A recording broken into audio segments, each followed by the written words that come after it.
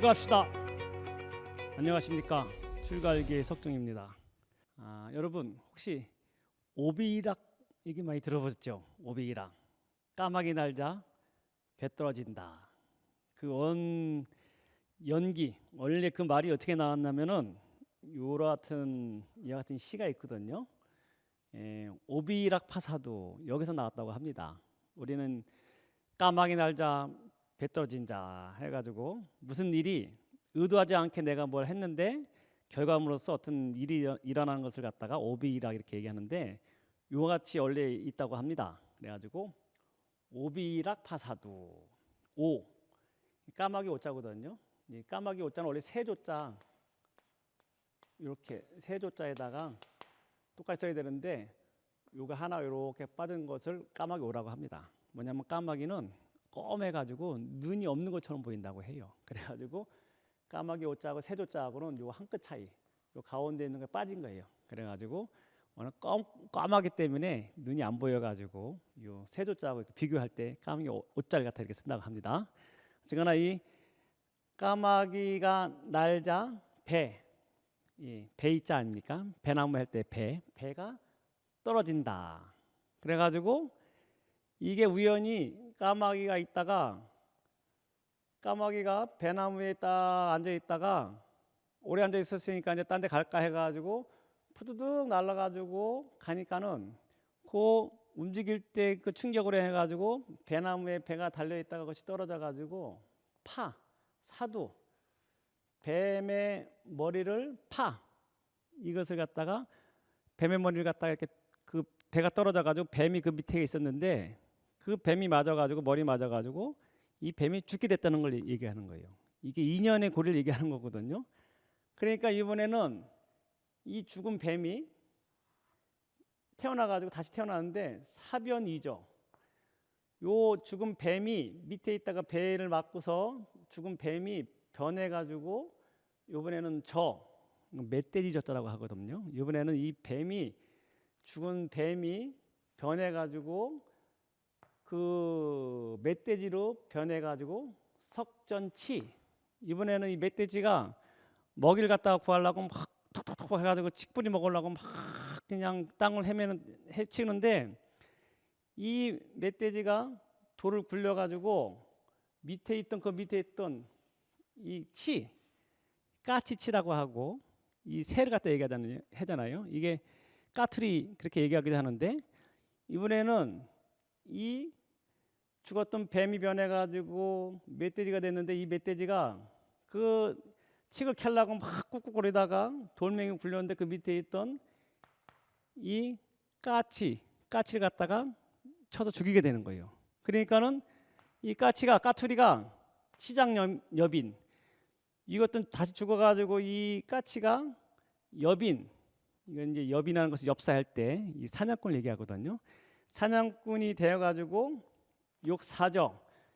자기를 죽인 그 멧돼지를 갖다가 탁 잡으려고 화살을 갖다 탁 땡기니까는 그때 도사위설 해원결이라, 도사 지장보살이라고 할 수 있는 도사가 나타나가지고 그 원결, 그 3세 동안에 있었던 원결을 풀어줘가지고 얘기를 해가지고 풀어줬다는 내용이 되겠습니다. 이게 뭐냐면요, 이게 3세에 대한 인간을 갖다가 우리 업보, 전생부터 우리 알 수 없는 이 업의 인연을 갖다가 이게 비유적으로 얘기한 겁니다.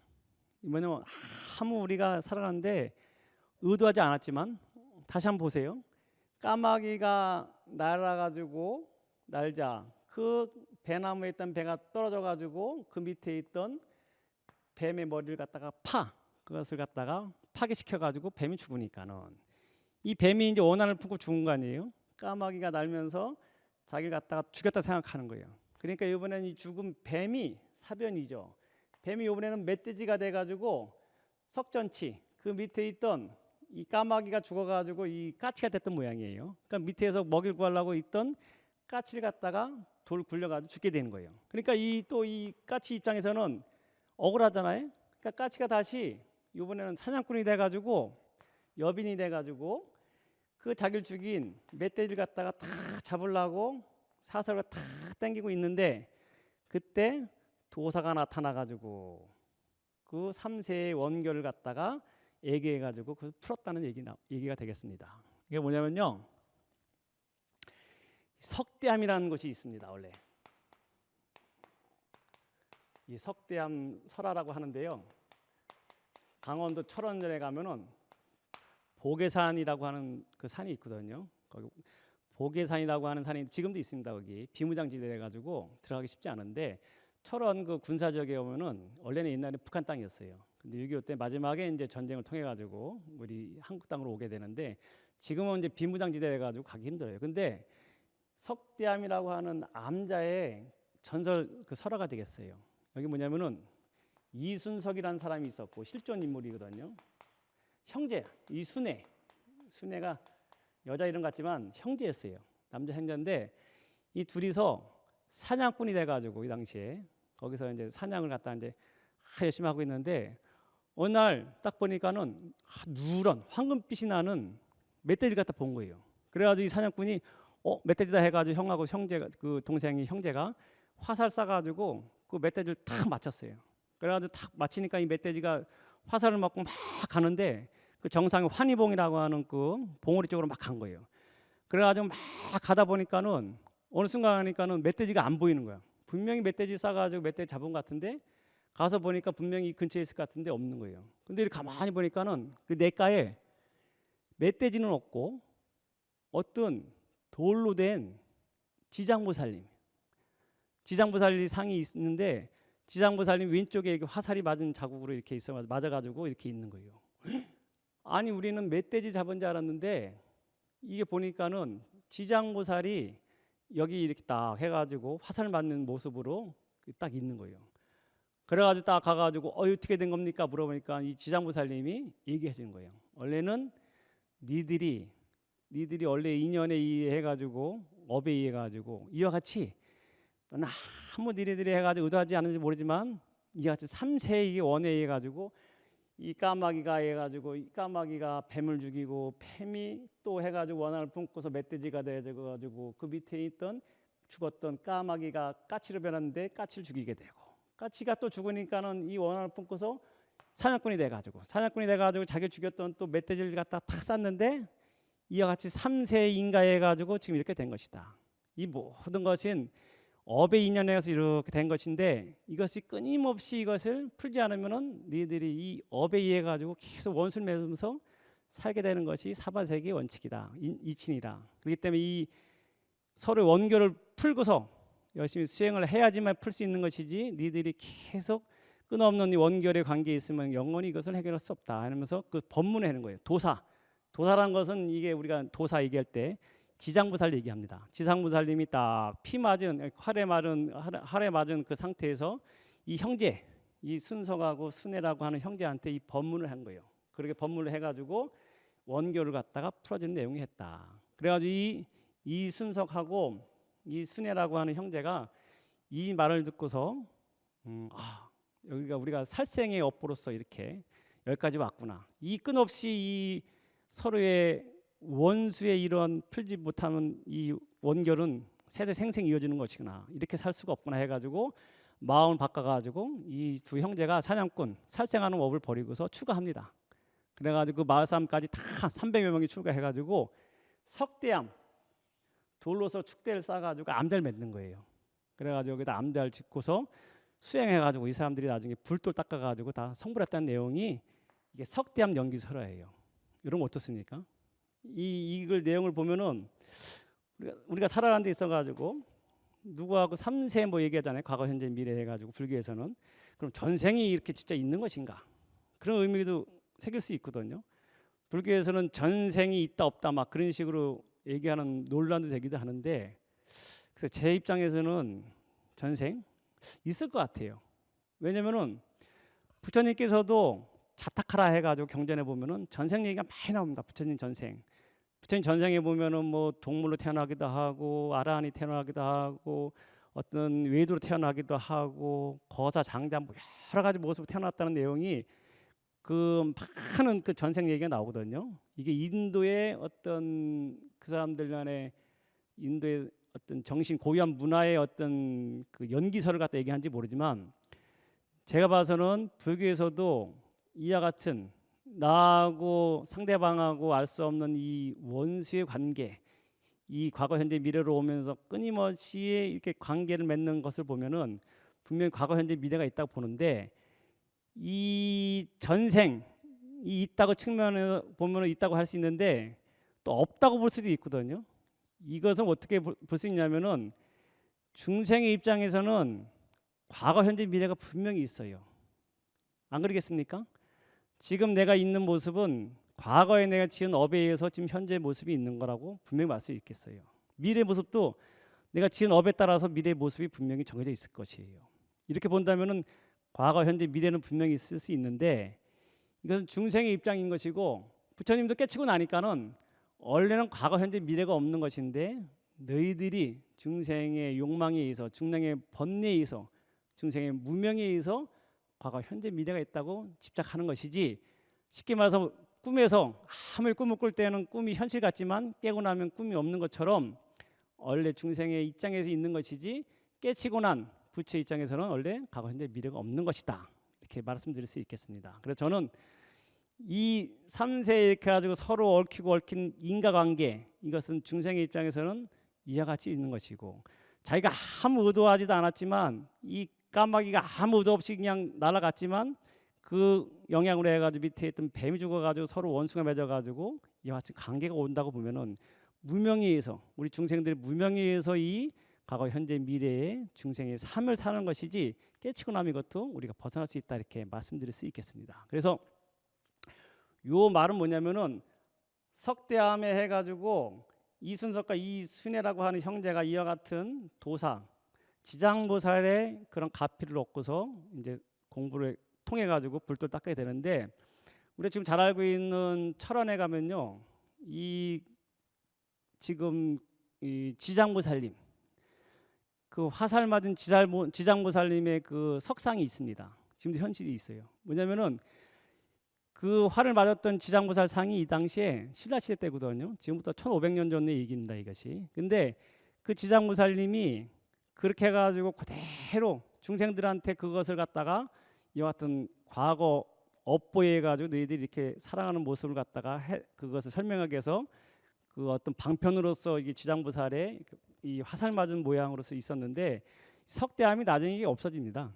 나중에 이게 근대 보면은 6.25 때 여기서 수많은 사람들이 죽어요.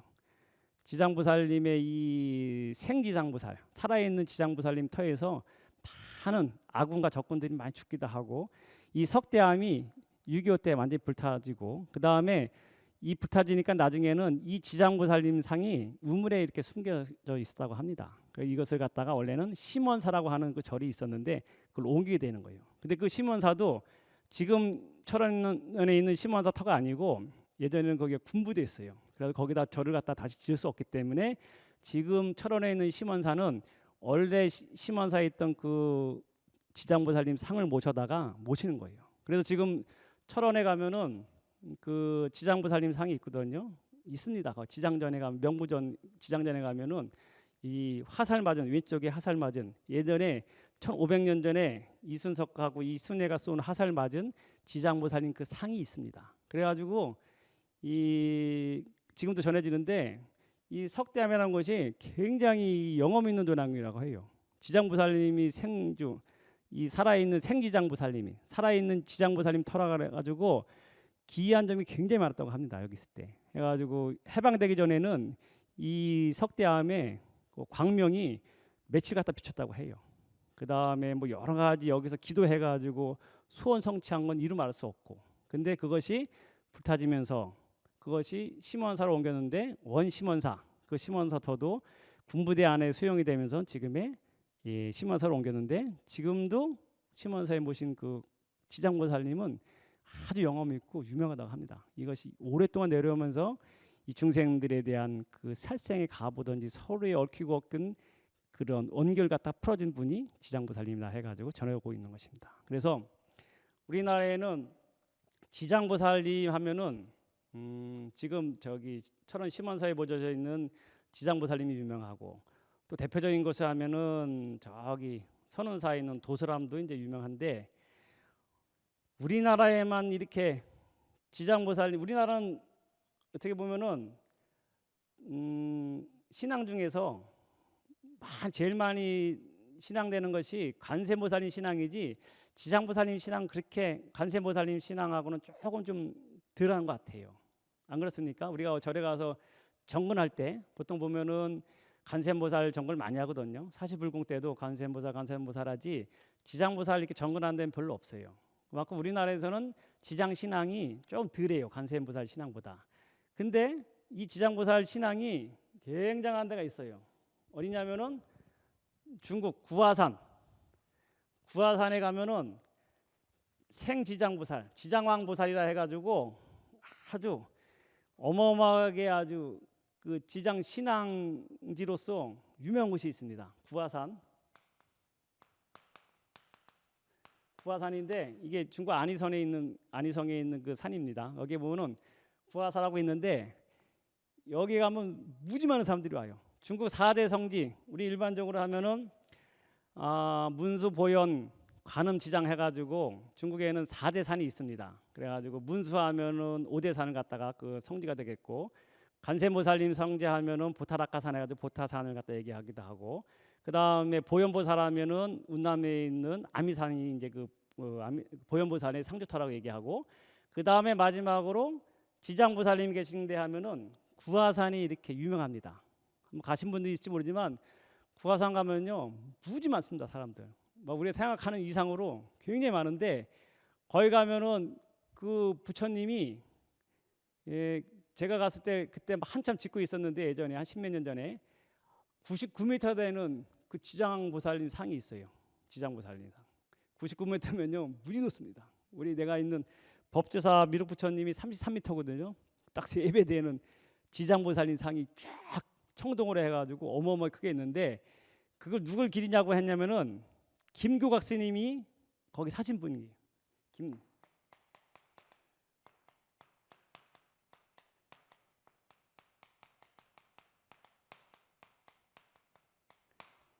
지장보살 얘기하니까 이제 김교각 스님을 얘기 안 할 수 없어요. 거기서는 김교각 스님은 김지장이라고 합니다. 지장보살님 후신으로 봐요. 지장이라는 말은 뭐냐면, 지장보살 우리 했을 때 지장보살님이 우리 전생에 보면은 땅지자에다 감실장자 아니에요. 이 지장보살님의 원력은 아시겠지만, 모든 중생이, 지옥에 있는 모든 중생이 다 제도되기 전까지는 나는 성불하지 않으리라, 그 원력을 세우고 있는 분이 지장보살님인데, 자비심의 화신이에요. 그래가지고 예전에 이 지장보살님의 전생을 보면은 당신이 모든 것을 사람들에 다 나눠줬어요. 나눠주다가 나눠줄 게 없으니까는 사람들이 지나가다가 하도 춥고 배고프고 추운데 먹을 거 다 주고, 추우니까는 지장보살님이 당신이 가지고 있던 옷까지 다 벗어줬어요, 사람들한테. 그래가지고 당신은 옷이 없으니까 추워가지고 할 수 없어가지고 땅을 파고서 자기 몸을 숨겼다는 것이 이게 지장보살님 전생이에요. 그래야 지장보살님 하면은 땅에다 자기 몸을 숨길 정도로 모든 것을 옷까지 벗어주고, 자기 자신은 그 중생을 위해 가지고 모든 걸 주고 땅에서 몸을 숨겼던 분이 지장보살이라고 합니다. 이 지장보살님 하면은 그와 같은 자비심의 이 대표적인 분인데, 중국의 구화산에 가면은 지장보살님 상이 이래같이 99m나 되는 큰 상이 있고, 지장보살님 중에 김교각이라고 하는 스님이 진짜 지장보살님의 후신으로 믿고 있어요. 근데 이 김교각 스님 하면은 우리나라 스님이었어요.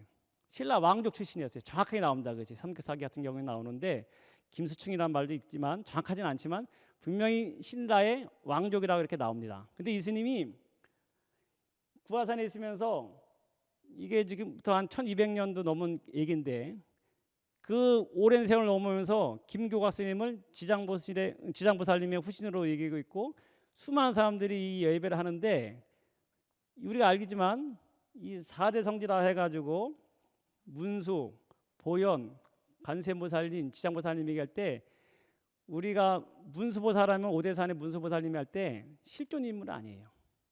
안 그러겠어요? 그 문수보살 얘기하지만, 이것은 경전 속에 나와 있는 4대 보살로서 지혜의 상징하는 문수보살님이지 실제하지 않았던 그런 인물이거든요. 그 다음에 관세음보살님도 실제하지 않았던 인물이에요. 우리가 관세음보살님의 신앙을 통해 가지고 관세음보살님이 옆에 있는 것 같지만, 중국에서 실질적으로 관세음보살님의 후신으로서 이렇게 모습을 보였던 분은 없었어요. 그 다음에 보현보살도 마찬가지예요. 근데 실존 인물이 이 김교각 스님이 구화산에 가가지고 지장보살의 후신으로서 실제 인물이 진짜 보살과 같은 그런 지위에 올라가고 지금도 많은 사람들이 신앙을 받는 것은 이 실존 인물이었던 김교각 스님 분이 없어요. 그러니까 대단한 겁니다. 어느 정도냐면은 이 기록에 보면 김교각 스님이 이 당나라에 이제 유학을 가가지고 24살 때 신라에 있다가 아마 왕족이었는데 왕이 안 되니까 아마 이쪽 유학길이든지 승려의 길을 간 것 같아요. 그 당시에 스님의 길을 가가지고 당나라 유학 갔는데 그래가지고 구화산이 산이 굉장히 높습니다. 9봉우리가 이렇게 해가지고 막 있어요. 그래가지고 9개 봉우리가 연꽃과 같이 쫙 있어가지고 연꽃이 쫙 둘러싸인 모양이라 해가지고 구화산이라는 이름을 지었다고 하는데 예전에는 여기 사람이 하나도 없는 그 황무지 같은 곳이었대요. 근데 이 구화산에 김구화 스님이 가가지고 여기서 수행을 하는데 이 스님이 키가 무지 컸다고 합니다. 장군 같아요. 기록에 의하면은 요즘 보면 2m가 넘는다고 합니다. 2m 한 10 정도 되는 칠척 장신이라고 하면은 37이 20일 해가지고 칠척 장신하면은 2m가 넘는 그런 키였다고 해요. 지금도 거기 화성사라고 하는 절에 맨 처음에 가가지고 수행했던 그 절이 있는데 그 절에 가면은 김구가 스님이 신었던 신이 있는데 우리보다 2배 더 넘어요. 무지 큰데 하여튼 그 당시에 아주 이 거대한 이 거구에다가 그다음에 수행도 얼마나 열심히 했냐면은 이 스님이 거기 가가지고 그 지역에 있는 사람들한테 수행료로서 그걸 감화를 받아가지고 중국 사람들이 이 교각 스님 갖다가 아주 이 신앙하게 되는 원인이 되는데 그 구화산에 원래는 이 와가지고 김구화 스님이 처음에 와가지고 어려운 시기에 와가지고 수행할 데가 없으니까는 그 마을 사람한테 내 수행할 그런 공간이 없는데 나한테 그러면은 수행할 그런 조그만 암자도 좋으니까 나한테 치주하시오 그러니까는 그 사람들이 동네 사람 중에 한 명이 시원 삼아서 그러면 여기 보자기가 하나 있는데 이 보자기를 갖다가 스님께 던져가지고 떨어지는 곳에 스님이 그 땅을 갖다 다 쓰십시오 이렇게 얘기했다고 합니다. 그러니까 조그만 이제 보자기 같이 조그만 이불 같이 보자기 던져가지고 요만큼 땅떼기 하나 떼주고 싶었는데 그런 마음이었죠. 근데 이 김규각 스님이 도통을 부려가지고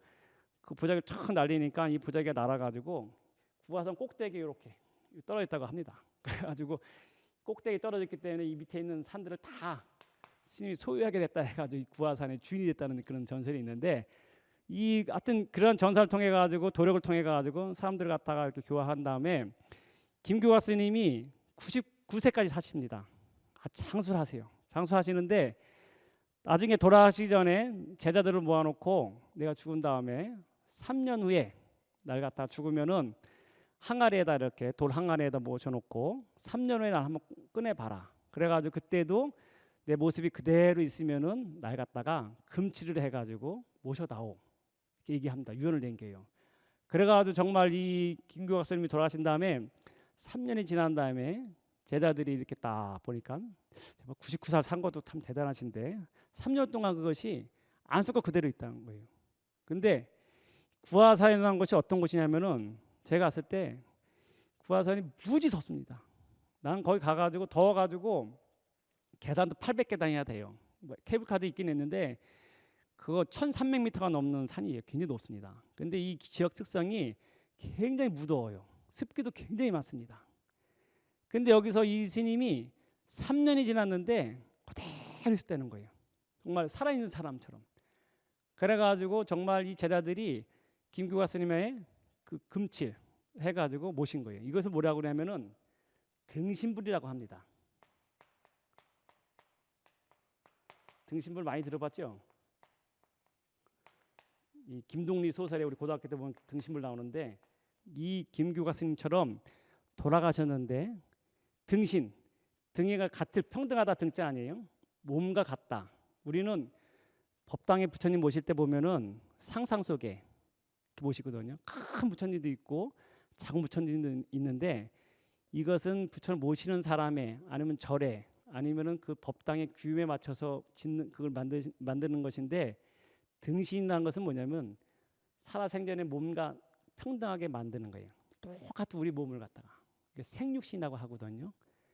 이 처음으로 중국에서 김규화 스님이 가가지고 구화산에서 교화하다가 99세에 돌아가신 다음에 그 다음에 3년 후에도 똑같은 모습으로 피부가 이렇게 만져보니까는 꼭 살아있는 사람과 똑같다고 해요. 이게 기적 아니겠어요? 그 무더운 지역에서 이게 3년 동안 있었는데 하나도 변함이 없다고 합니다. 그래가지고 등신부를 모셔놓은 거예요. 그 황금치를 갖다가 황금을 해가지고 그걸 모셔놨는데 지금도 가면은 이 구화산에 가면은 호국 육신 보탑이라고 해가지고 호국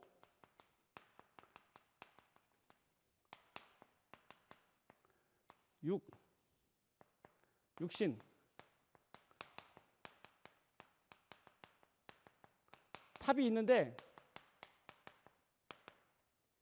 호국 나라를 지킨 육신 보탑이라고 하는 탑이 있습니다.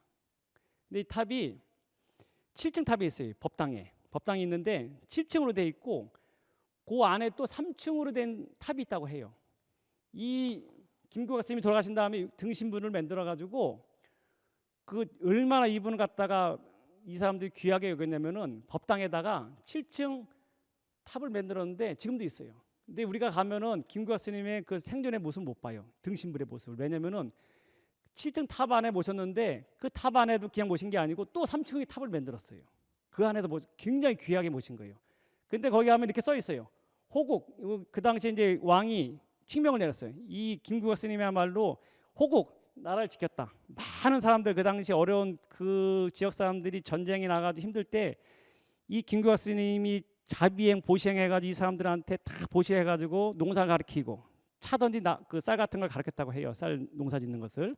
그러니까 이 사람들 그 지역에 있는 사람들 다 먹고 살게 해준 같은 큰 근원 저길 갖다 베풀거든요. 그래가지고 나라에서 나라를 지켰던 이게 육신 보탑이라고 하는데 여러분도 이게 월자 써놨잖아요. 이게 월자가 아니고 고기 육주입니다. 이게 육신 우리가 육신부를 하잖아요. 원래 살아 생전에 있었던 모습 그대로 등신불과 똑같은 얘기거든요. 육신보탑, 보배 탑이라고 해가지고 지어놨는데 요 달월자는 우리가 일월 할 때 월은 붙어야지만 이게 달월자라고 하고 육자 할 때는 고기 육자 할 때는 요게 떨어져요. 여기가 이렇게 요게 이 차이가 있습니다. 한문에 보면은 이 고기 육이 들어간 것은 이렇게 좀 떨어져 있고 우리가 일월 할 때는 이거 붙여 있는 거 그렇게 차이가 있는데 거기는 보면은 이렇게 써 있어요. 그래 모르는 사람들은 호국 월신 보탑이라고 있는데 절대 그게 아니고 얼신이 아니고 육신 보탑. 김규화 스님의 육신이 모셔져 있는 보배로운 탑이 있다는 것을 얘기한 거거든요. 그와 같이 이 구화산에 가면은 지금도 김규화 스님이 돌아가신 지 1000년이 넘었는데 이 보탑을 갖다가 육신 보탑을 세워가지고 그 김규화 스님의 그 지장보살로서의 후신으로서 이렇게 추앙을 받고 있고 이 스님이 돌아가신 다음에 이 지장보살의 그 어떤 신앙지로서 수많은 스님들이 여기서 나옵니다. 그래서 우리가 김동리의 그 등신불이라는 소설이 있잖아요. 구화산에 있는 등신불을 갖다가 소재로 잡은 거예요. 그게 뭐냐면은 김규화 스님이 돌아가신 다음에 나중에 명나라 때가 되면은 당나라 때 이제였으니까요. 한참 시대가 지난 다음에 김규화 스님이 돌아가신 다음에 무하 스님이라는 스님이 나오는데 이 스님은 김규화 스님의 후신이라고 얘기해요. 이 스님은 126년을 살았어요. 김규화 스님은 99년밖에 못 살았고 무하 스님은 126년. 요즘 보면은 상상이 안 될지 모르는데 이 구화산에 있는 수행한 스님들이 장수도 하고 나중에 똑같이 김규화 스님의 후신으로서 무하 스님이라는 스님이 여기서 126년 돌아가신 다음에 똑같이 적을 갖다가 유언을 남겨요. 내가 죽은 다음에 3년 후에도 썩지 않으면 날 똑같이 나는 김규화 스님의 후신이기 때문에 똑같이 육신보살로서 등신불로서 모셔달라 이렇게 얘기합니다. 그래가지고 진짜 가니까는 3년 후에 그 보니까는 정말 이 스님도 그대로 살아 계신 것처럼 그 등신불로서 이렇게 계신 거예요. 그래서 제자들이 그 무하 스님을 갖다가 그대로 어떻게 보면은 미라 같은 거예요. 돌아가시 3년 됐는데 그 살아있는 모습하고 똑같이 있는 거예요. 그래가지고 그 모습을 갖다 그대로 금치를 한 겁니다. 그래가지고 김규화 스님은 육신보탑에 있기 때문에 탑 가운데 있기 때문에 우리가 그 모습 못 보지만 지금도 가면은 백세궁이라고 하는 데 가면은 그 김교각 스님의 후신이라고 할 수 있는 무화 스님이라는 분이 거기 육신보살 그대로 살아있는 사람 모습을 갖다가 금칠한 모습으로 있어요. 사람들 보면 놀랍니다. 놀래. 백세궁, 백세가 아니고 126년을 사신 분이거든요. 근데 뭐 어떻게 보면은 막 아무리 수행을 많이 했다지만 어떻게 보면은 무섭기도 하고 살아있는 사람 같기도 하고 온화한 모습 같기도 하고 그 모습을 보고서 김농리라는 사람이 쏟았을 때 이 무화 스님의 등신부를 보고서 그걸 썼다고 합니다. 그래가지고 그때 소설 속에 보면은 막 굉장히 무섭게 자기가 처음 이 등신부를 봤을 때 너무 무섭다고 하는 그 내용이 나오잖아요. 요게 김교각 스님이 계셨던 구화산의 후신으로서 무화 스님이라는 스님이 등신부의 모습에 있는 것이고 지금도 여러분들 혹시 가시면은 그 모습을 그대로 볼 수 있어요. 신기하지 않습니까? 그 무더운 지역에 3년이 지나도 그 연세 120년 넘은 분이 돌아가셨는데 그대로 3년 동안 습기도 굉장히 많습니다. 거기서 3년 동안 그 생전 모습 그대로 있는 것처럼 있고 그것을 나중에 봐가지고 3년 지난 다음에 그 모습 그대로 그 스님 모셨고 그것이 전통이 돼가지고 구화산에 가면요 등신불 있잖아요. 이와 같이 돌아가신 다음에 3년 있다가 이렇게 해가지고 보통 3년을 얘기하더라고요. 이 모신 스님들이 등신불이 구화산에 가면은 근대 90몇 년도까지 해가지고 비구니 스님 포함해가지고 16분의 등신불이 있는 곳이에요. 이 구화산에 신기하지 않습니까? 여기 가면은 곳곳에 가면은 법당에 가면은 등신불이 있고 비구니 스님도 있고 그러니까 비구니 스님들도 공부해가지고 등신불로서 이렇게 화연한 모습들이 있거든요. 이게 김교각 스님이 중국에서 추앙받으면서 그 정신 지장보살님의 그 상주처라는 그런 의미로 해가지고 계속 후신같이 김교각 스님이 후신으로 나온다는 그런 그 사람들은 그렇게 믿고 있거든요. 그래가지고 지장보살님이 정말 현현했다고 이렇게 믿는 것이 이 구화산에 내려오는 그런 전설이기도 합니다. 제가 말씀드리고 싶은 것은 뭐냐면은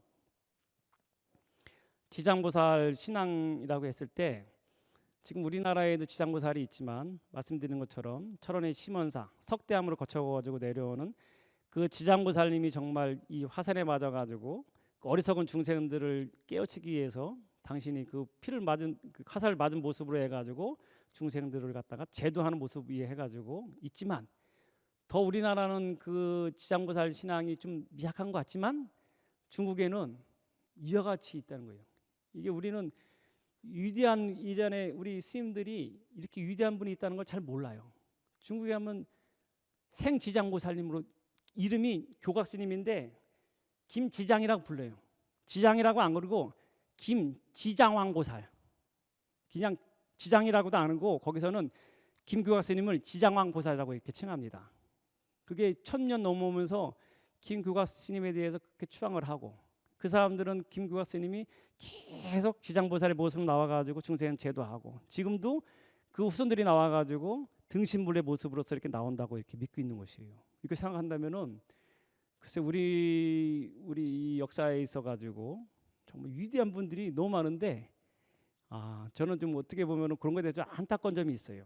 우리가 이렇게 위대하고 세계적으로 이렇게 뛰어난 분이 있는데 우리는 이거 잘 모르고 있는구나. 우리의 이렇게 위대한 분이 있는 거를 그런 거 생각하면은 저라도 더 이러한 분들에 대해서 여러분들에게 좀 알려주는 그런 시간이 됐으면 좋겠고 더 우리가 자부심을 가지고 불자로서 정말 우리 훌륭한 선조의 이렇게 후손이구나 자부심을 가지고 살았으면 좋겠다 그런 의미로 해가지고 오늘 지장보살님 얘기를 말씀드렸습니다.